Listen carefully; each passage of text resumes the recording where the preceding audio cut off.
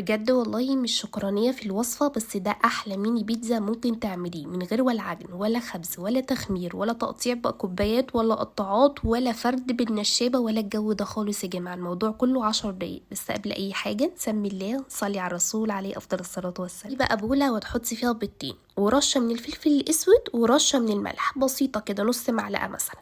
وبعد كده هتجيبي كوباية الا ربع من اللبن، ونفس الكوباية بتاعة اللبن هتملي ربعها زيت، وهتقلبيها كويس جدا ومعلقة كبيرة من الخل. وكده كل المواد السائلة خلصت معانا. المواد الجافة بقى عبارة عن ايه؟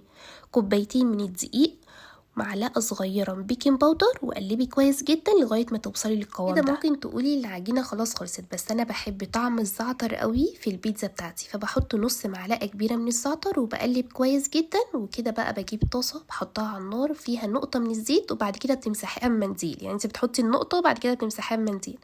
هتجيبي بقى معيار، هتنزلي بالميني بيتزا بتاعك في قلب الطاسة.